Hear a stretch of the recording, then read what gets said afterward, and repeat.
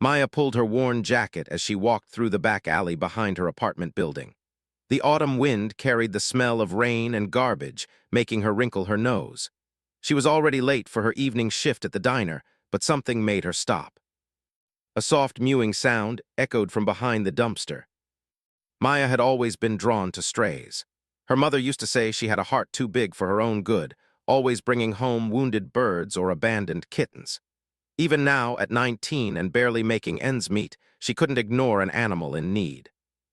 She crept closer to the sound, expecting to find another alley cat. Instead, she found something that made her breath catch in her throat. The creature was about the size of a house cat, but that's where the similarities ended. Its fur shimmered like oil on water, shifting between deep purple and silver in the dim streetlight.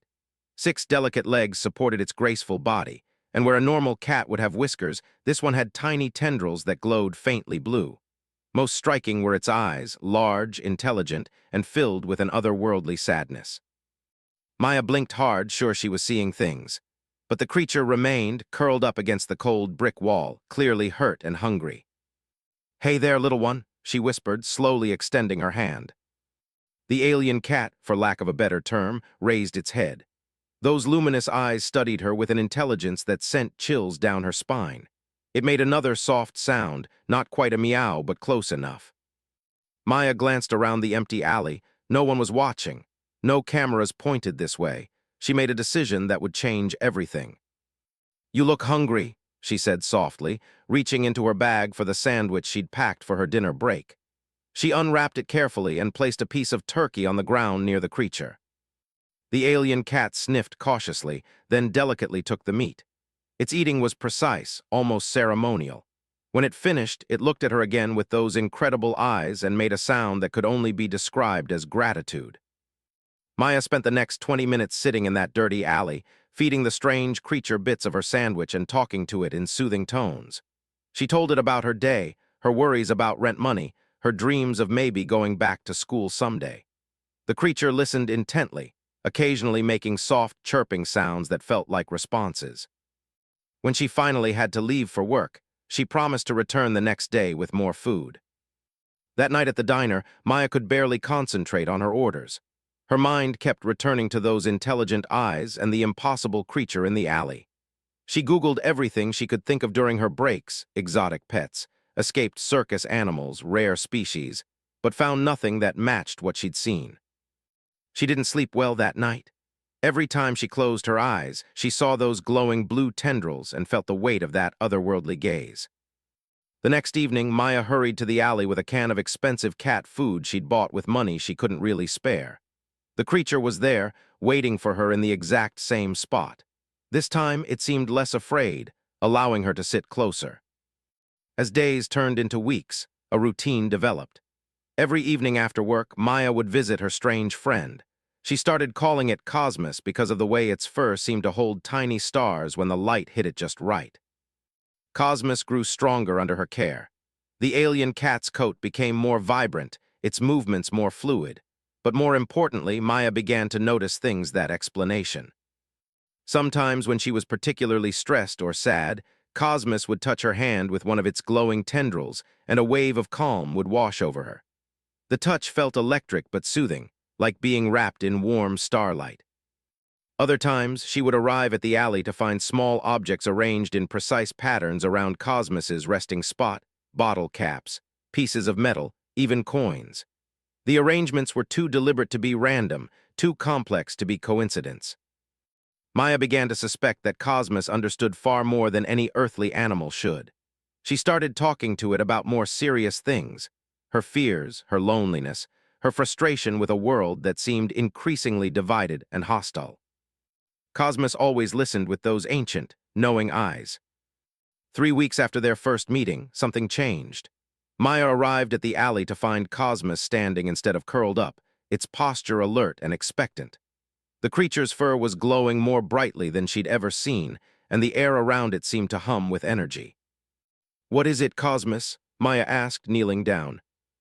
The alien cat approached her slowly, then did something it had never done before. It stood on its hind legs and placed its front paws on her knees, bringing its face close to hers. Those luminous eyes stared directly into her own, and Maya felt a strange tingling in her mind, as if something was trying to communicate directly with her thoughts.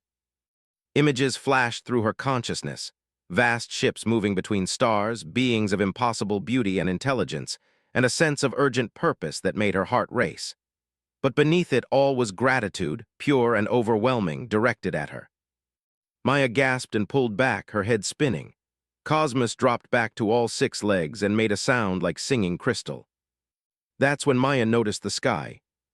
High above the city, barely visible against the stars, lights were moving. Not airplane lights or satellites, but something else entirely. They moved too smoothly, too purposefully, in formations that hurt to look at directly. Cosmos chirped once more, then began walking toward the mouth of the alley. It paused at the edge of the streetlight's glow and looked back at her with what could only be described as farewell. "Wait," Maya called out, scrambling to her feet. "Where are you going?" But Cosmos was already disappearing into the shadows, moving with a grace that seemed to bend the very air around it. Maya ran after it, but when she reached the street, the alien cat was nowhere to be seen. She stood there in the cold wind, looking up at the mysterious lights that were growing brighter and more numerous by the minute. Her phone buzzed with an emergency alert. Unknown aircraft detected over major cities worldwide. Citizens advised to remain indoors. Maya's hands shook as she read the message. Around her, people were emerging from buildings, pointing at the sky and talking in excited, frightened voices. Car alarms were going off. Dogs were barking. The world was waking up to the fact that humanity was no longer alone in the universe. But Maya wasn't afraid. As she watched the lights descend slowly toward Earth, she felt a strange peace. She thought of Cosmos's grateful eyes, of the gentle touch of those glowing tendrils, of all the evenings spent in quiet communion with a being from the stars. Whatever was coming, whatever these ships meant for humanity, Maya knew in her heart that her small act of kindness had somehow played a part in this moment. The first contact protocols would be gentle, because one human had shown compassion to one lost alien soul. Maya smiled as the ships grew larger, their lights painting the city in shades of hope. Tomorrow, the world would be different. Tomorrow, humanity would take its first steps into a larger universe.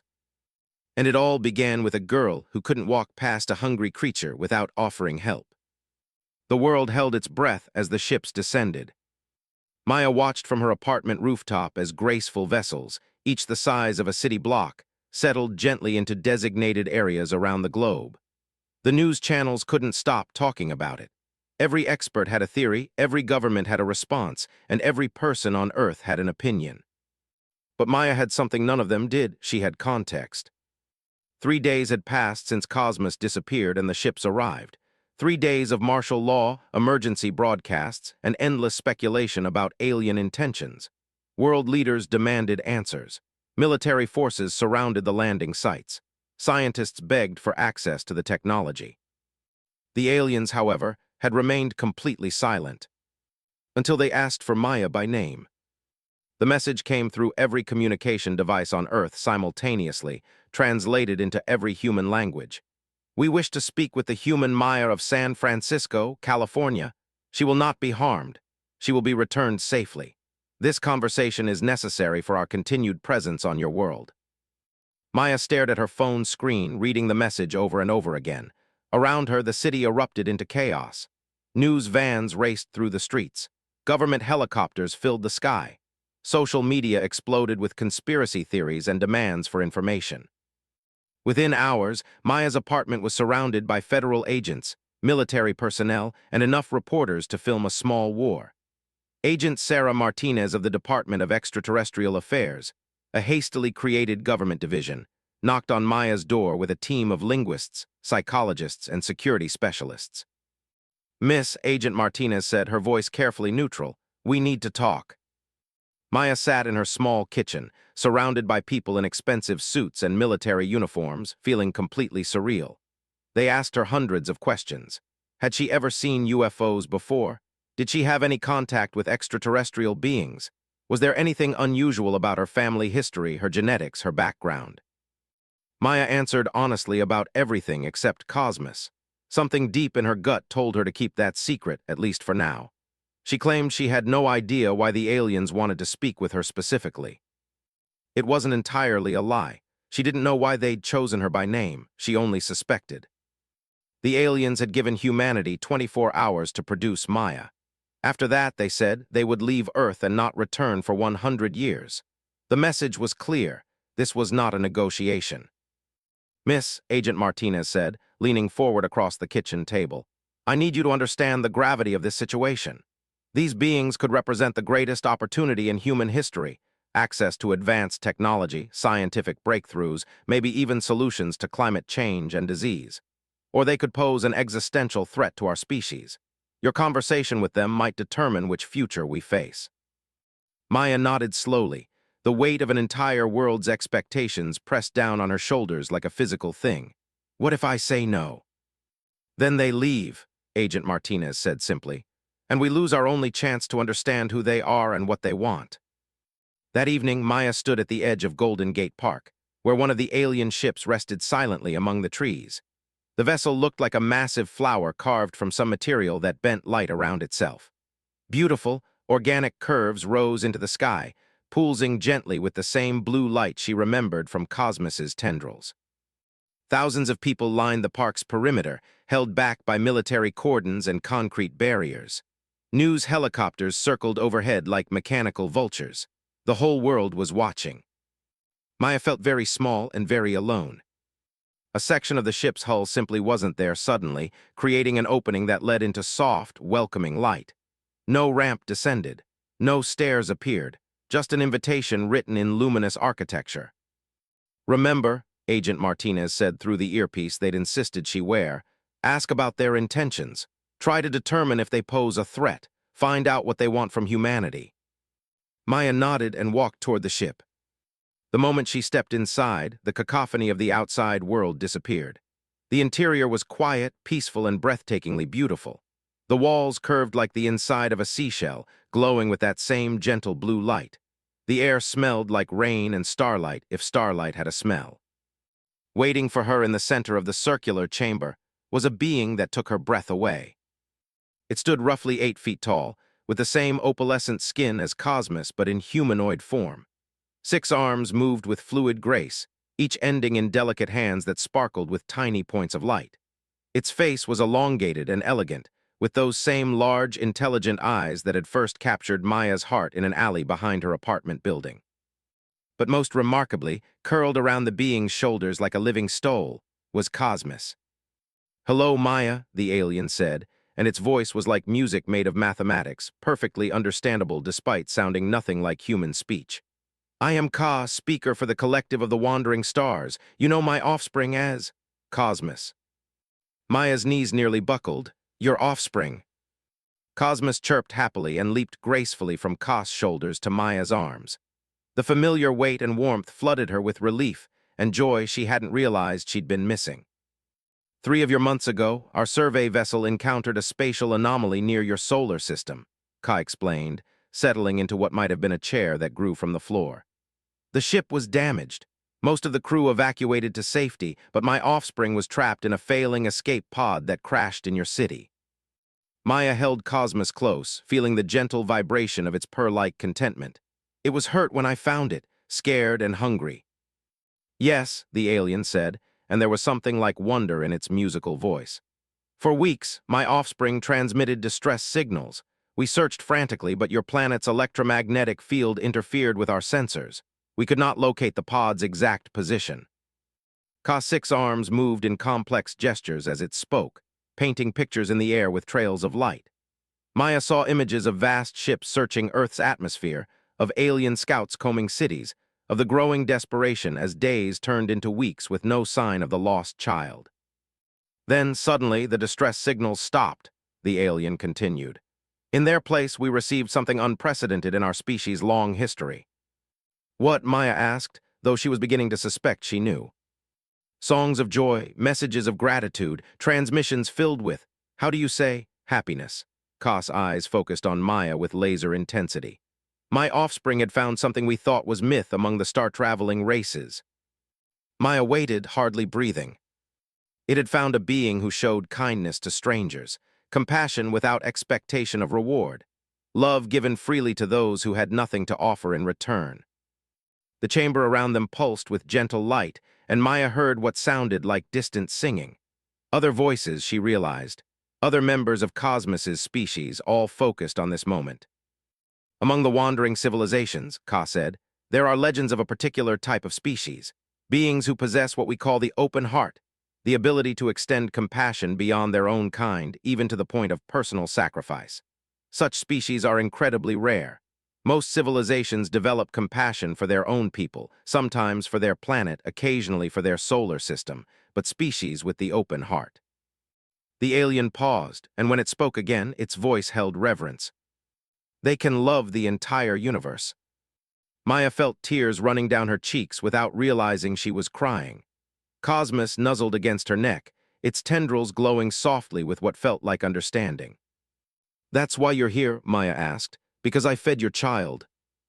"We are here," Ka said, "because your simple act of kindness proved that humanity possesses the open heart.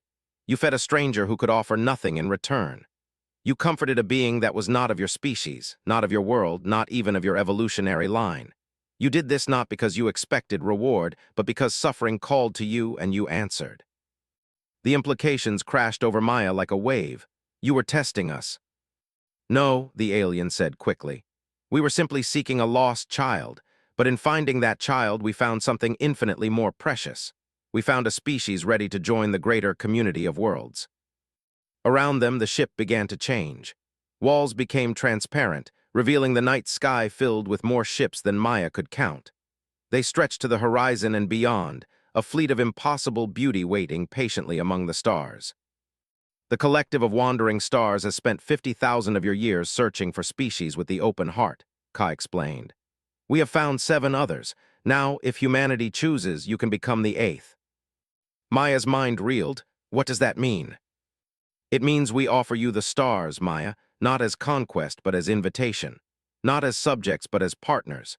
Technology to heal your world, wisdom to guide your growth, and access to a community that spans galaxies."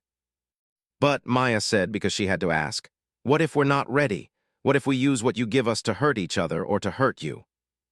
Ka's face moved in what might have been a smile. "A species with the open heart always asks such questions. That is precisely why you are ready." Cosmos chirped softly in Maya's arms, and suddenly she understood. Her small act of kindness hadn't just saved one lost alien child. It had opened a door for all of humanity, proving that Earth's children could love beyond the boundaries of their own world. "What do I tell them?" Maya asked, thinking of the millions of people watching and waiting outside. "What do I tell my species?" "Tell them," Ka said, rising gracefully to its full height, "that the universe has been waiting for them to grow up. Tell them that their first test was passed by a young woman in an alley who couldn't walk past hunger without helping. Tell them that the stars are full of wonders, but the greatest wonder of all is a heart that can love strangers." The alien gestured toward the transparent walls, where Earth hung in the darkness surrounded by the waiting fleet. "Tell them that the real journey is just beginning." 1 year later, Maya stood on the observation deck of Luna Station, watching Earth spin slowly in the viewport. The planet looked different now, cleaner somehow, with the faint shimmer of atmospheric processors working to repair decades of environmental damage.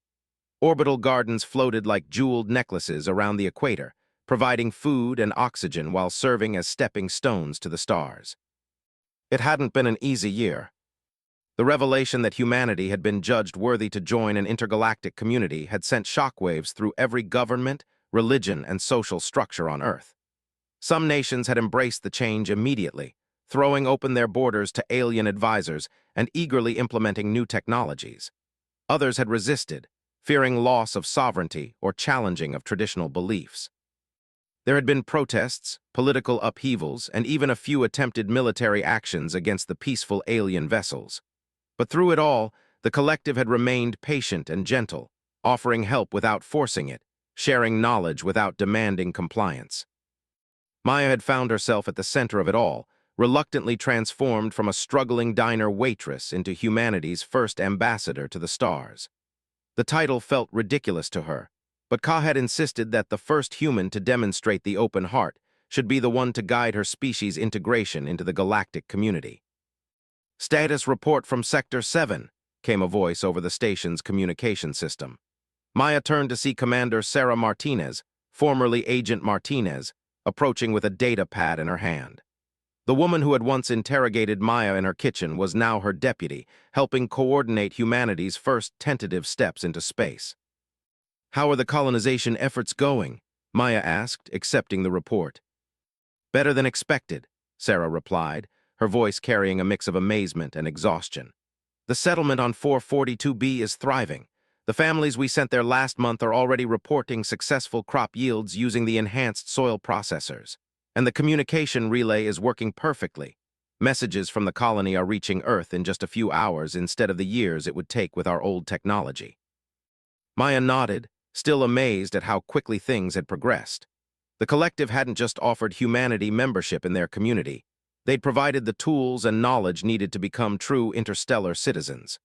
Faster-than-light communication, terraforming technology, sustainable energy systems that could power entire continents without environmental impact.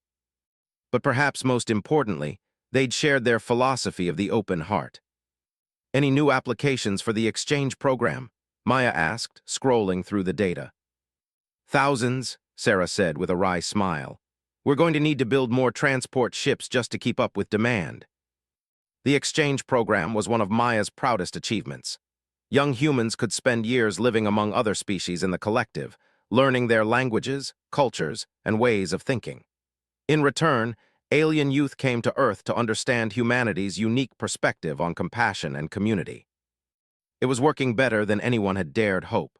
The first exchange students had returned to Earth with minds expanded beyond anything previously imaginable, while alien students left Earth carrying stories of human kindness that spread throughout the galaxy. "Maya," came a familiar voice in perfect musical English. She turned to see Ka approaching across the station's main corridor, moving with that fluid grace that still took her breath away. Cosmos, now grown larger and even more magnificent, padded alongside its parent on legs that left faint trails of stardust. Maya said warmly. The alien had insisted she use the shortened form of its name, claiming that friendship required simpler communication. "How did the council meeting go?" "Remarkably well," replied, settling into one of the specially designed chairs that accommodated its six-armed physiology.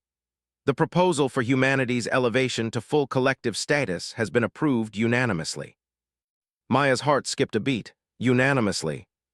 "All 47 species of the collective voted in favor," continued, and its eyes held what Maya had learned to recognize as deep satisfaction. "It is unprecedented. Most species require centuries of probationary membership before achieving full status. Humanity has done so in less than one of your years." "But why?" Maya asked, though she suspected she knew the answer. Cosmos bounded over to her, now large enough that its head reached her waist when it stood on its hind legs. Maya scratched behind the alien's auditory organs, earning a pleased purr that resonated in harmonics human ears could barely detect. "Because of the Bangkok incident," said simply. Maya's throat tightened. The Bangkok incident had happened 8 months ago, when a massive earthquake had struck Thailand while a collective survey vessel was studying local geology.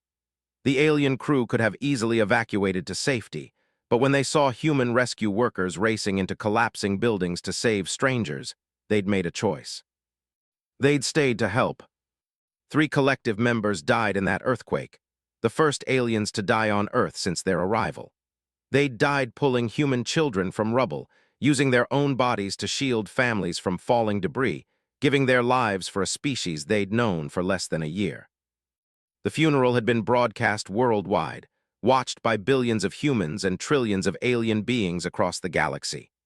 Maya still remembered the moment when the Thai rescue worker, a grandmother named, had placed her hand on the fallen alien's crystalline carapace and whispered, "Thank you for teaching us that kindness has no borders." The council was moved by how humanity responded to that sacrifice, continued. "Your species could have seen it as alien interference, could have demanded our withdrawal from dangerous situations. Instead, you honored our dead as your own and asked how you could better work together to save lives." Maya nodded, remembering the weeks that followed. Memorial gardens planted in every major city with statues honoring the fallen aliens. Volunteer programs that paired human and alien rescue workers. a global day of service established to commemorate what became known as the Day of Shared Sacrifice. But more than that, said, its voice taking on the formal tone it used for important pronouncements. The council was impressed by how the open heart has spread among your people. That was true, and it still amazed Maya. Something about contact with the collective had awakened something in humanity. Crime rates had plummeted as people found themselves spontaneously helping strangers. International conflicts had given way to unprecedented cooperation as nations worked together to meet the challenges of interstellar citizenship. Environmental restoration had accelerated as humans began to see their planet through alien eyes, as a precious, unique world that deserved protection. It wasn't universal. There were still holdout groups, still pockets of fear and suspicion, but they were growing smaller every day as the benefits of open-heart philosophy became impossible to deny. So what does full collective status mean for us? Maya asked. It means humanity is ready for the deep mysteries, replied, and its eyes sparkled with anticipation. Technologies we have not yet shared, philosophical concepts that can reshape reality, access to the Nexus worlds where the eldest civilizations conduct research that spans millions of years. Maya felt a familiar flutter of nervous excitement. Every new revelation about the collective's capabilities made the universe seem both larger and more wonderful. Just last month, she'd visited a world where the dominant species had learned to communicate through controlled gravity waves, creating poetry that could be felt in the bones. The week before that, she'd met beings who cultivated gardens in the hearts of dying stars, nurturing new forms of life that existed as living plasma. There's something else, said, and now its tone became more personal. The Council has extended a formal invitation for Earth to host the next Grand Convergence. Maya's eyes widened. The Grand Convergence was the collective's most important gathering, held only once every 1,000 years. Representatives from every member species came together to share knowledge, renew bonds, and plan for the future. It was both a scientific conference and a spiritual celebration, lasting for months and involving billions of beings. They want to hold it here, on Earth. The Council believes, said carefully, that humanity's unique perspective on the open heart could benefit all species. Your people have a gift for finding innovative solutions to problems that have puzzled civilizations for. The way you've integrated our technologies while maintaining your essential humanity has impressed even the eldest members. Maya looked out at Earth again, trying to imagine millions of alien vessels gathering around her home planet, delegates from across the galaxy coming together to learn and grow. It was overwhelming and exhilarating and terrifying all at once. When, she asked. 5 of your years from now, replied. Enough time to prepare to build the necessary infrastructure to ready your people for what will essentially be the universe's largest celebration of diversity and cooperation. Cosmos nudged against Maya's side, and she found herself thinking about that night in the alley when she'd first encountered the impossible. Had she known then that a small act of kindness would lead to this moment? Had she suspected that sharing her sandwich would eventually result in her planet hosting beings from across the galaxy? Of course not. She'd simply seen a creature in need and done what felt right. That was the real lesson of the open heart, Maya realized. It wasn't about grand gestures or world-changing decisions. It was about moment-by-moment choices to respond to suffering with compassion, to meet fear with understanding, to answer isolation with connection. I'll need to discuss this with the Global Council, Maya said finally, but I think humanity would be honored to host the convergence. His face moved in the expression Maya had learned was profound joy. I hoped you would say that. The preparations will be extraordinary. We will need to construct orbital habitats for species that cannot survive in Earth's atmosphere, underwater cities for aquatic delegates, even pocket dimensions for beings who exist in non-standard spacetime. Maya laughed, still amazed at how casually the aliens discussed technologies that sounded like magic. Just like building a really big convention center, right? Precisely, said with what might have been humor. A convention center that spans 3 dimensions and accommodates beings made of crystallized music. Over the next hour, they discussed preliminary plans for the convergence. Maya's head spun with the logistics, food, that could nourish silicon-based life, translation matrices for species that communicated through scent, entertainment suitable for beings whose natural measured in geological ages. But underlying all the practical concerns was a deeper excitement. Earth would become, for a brief time, the cultural center of the galaxy. Human art, music, literature, and philosophy would be shared with civilizations that had been ancient when Earth was still a molten ball of rock. More importantly, humanity would have the chance to contribute something unique to the galactic community.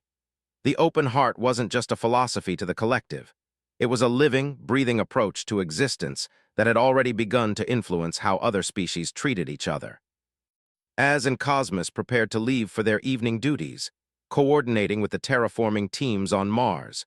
Maya remained on the observation deck, watching Earth turn in its endless dance around the sun. Her communication device chimed with an incoming message from Doctor, who was leading the xenobiology team studying collective life forms. The message was brief but exciting. "Maya, you need to see this. The delegates want to learn how to make soup for sick friends. They've never encountered the concept of comfort food before."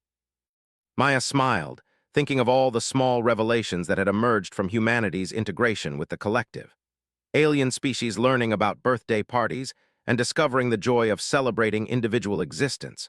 Humans teaching the concept of pets to beings who had never formed emotional bonds with other species. The exchange of gift-giving traditions that had resulted in new art forms spanning multiple galaxies. Each small act of cultural sharing created ripples that spread throughout the collective, changing not just individual perspectives, but entire civilizations' approaches to life and connection. Her thoughts were interrupted by another message, this one from her old manager at the diner. Tony's Grill had become something of a pilgrimage site for humans interested in joining the diplomatic corps, and Tony was both bemused and proud of his former waitress's transformation into humanity's voice among the stars. "Maya, kid, just wanted you to know we've got a new special on the menu, algae burgers. They're actually pretty good, though they glow a little. Thought you'd get a kick out of it. P.S. That alien ambassador stopped by again asking for more of your grandmother's recipe. I think you've started something." Maya laughed out loud, causing a passing maintenance technician to smile and nod in greeting. The idea that her grandmother's had become an intergalactic diplomatic tool was exactly the kind of absurd, wonderful reality her life had become. As Earth completed another rotation, bringing the lights of cities into view, Maya thought about tomorrow's schedule. A conference with the atmospheric engineers working on Venus. A cultural exchange meeting with the music-based life forms from the Veil Nebula. A video call with her parents, who were still adjusting to their daughter being famous throughout several galaxies. But first, she would do what she'd done every evening for the past year. She would go to the station's Garden Dome and spend time with the young aliens who were part of the Earth Exchange program. She would listen to their questions about human customs, help them with their language studies, and sometimes simply sit with them when they were homesick for distant stars. It was a small thing, really, the kind of simple kindness that any person could offer. But Maya had learned that small things could change the universe. As she prepared to leave the observation deck, Cosmos appeared at her side with that silent grace all the alien species seemed to possess. The creature had grown magnificent over the past year, its coat now holding what looked like entire galaxies in miniature, its presence radiating the contentment of a being perfectly at home in the cosmos. "Ready for evening rounds?" Maya asked, scratching behind Cosmos's sensory organs. The alien responded with a sound that had become familiar to every human on Luna Station, a harmonic purr that somehow conveyed affection, gratitude, and infinite possibility all at once. Together, they walked toward the Garden Dome, where young beings from across the galaxy waited to learn what humanity had to teach them about the simple, revolutionary power of caring for others. Outside the station's viewports, Earth continued its ancient dance, no longer alone in the darkness, but surrounded by friends who had come from impossible distances, drawn by the promise of a species that had learned to love beyond the boundaries of blood, soil, and sky. It had all started with a girl, an alley, and a sandwich shared with a stranger. It had become the foundation for humanity's greatest adventure. The universe, as it turned out, had been waiting for someone to teach it about kindness.